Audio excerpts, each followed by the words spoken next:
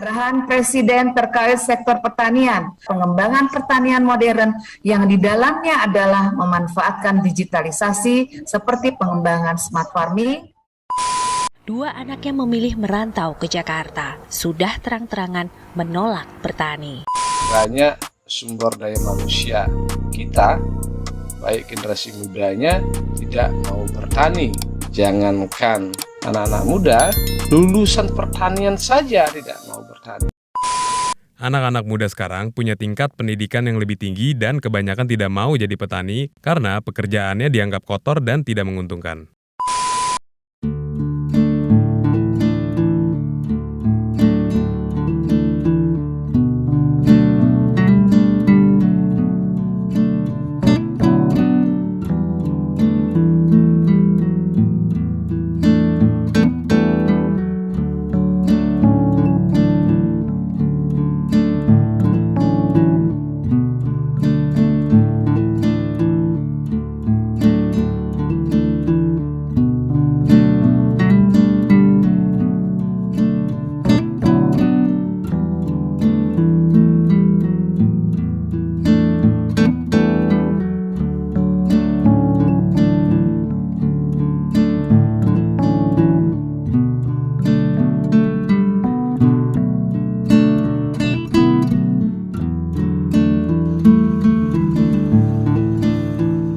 Adapun kendala-kendala yang kita hadapi di pertanian, khususnya di Bali, adalah kurangnya minat daripada generasi muda untuk melanjutkan generasi pertanian ini, sehingga menyebabkan pertanian identik dengan kegiatan yang kurang menguntungkan.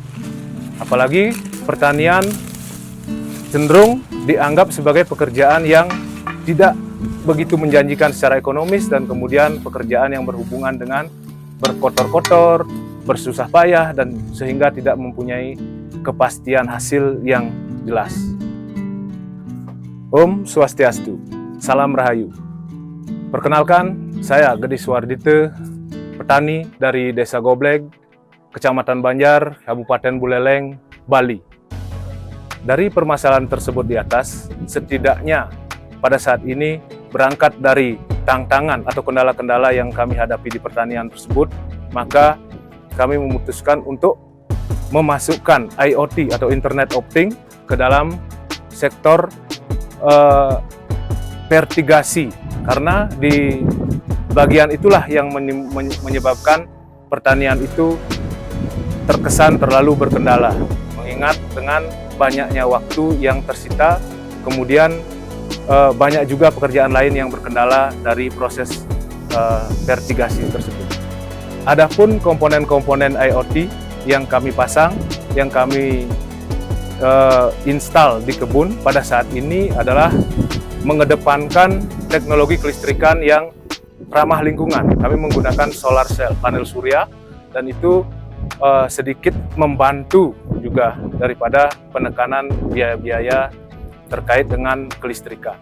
Kemudian alat-alat yang kami gunakan adalah pompa, kemudian ada sensor pH tanah, sensor kelembaban udara, sensor hujan. Adapun komponen utama dalam IoT ini adalah kami sebut dengan mainboard, di mana di dalamnya itu ada, kami menggunakan sistem Arduino Mega ESP32, dan juga di sana ditampilkan ada LCD, kemudian ada controller, dan juga ada baterai yang penyimpanan tenaga listrik yang berasal dari solar cell tadi.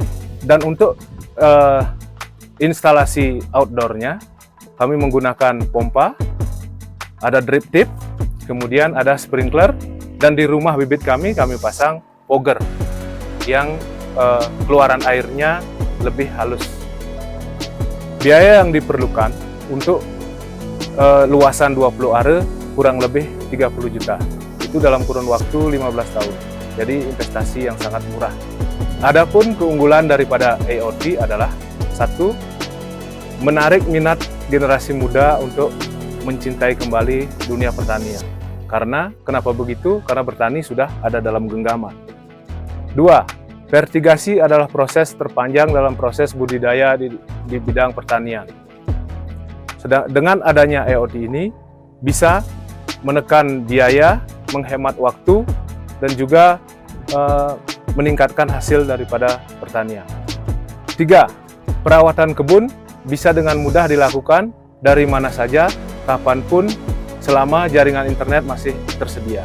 4.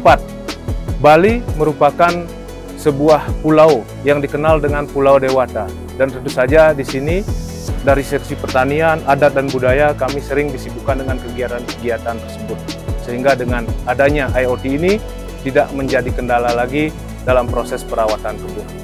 5. Pertanian berkelanjutan bisa kita wujudkan karena tidak terpengaruh dengan musim, dan juga serangan hama bisa kita minimalisasi dengan menggunakan sungkup.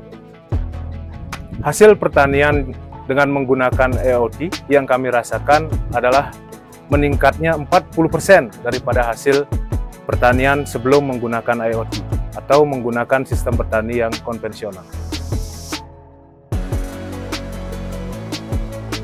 Perkenalkan, nama saya Kade Yudi Sastrawan. Saya berasal dari Desa Goblek, Kecamatan Banjar, Kabupaten Buleleng, Bali. Saya adalah salah satu petani pengguna IoT. Keuntungan yang saya dapat dari menggunakan IoT ini, pertama, saya bisa melakukan penyiraman, pemupukan dari mana saja dengan hanya menekan layar HP. Kedua, saya tidak perlu menggunakan tenaga kerja, dan ketiga, hasil yang saya peroleh meningkat sampai 40%.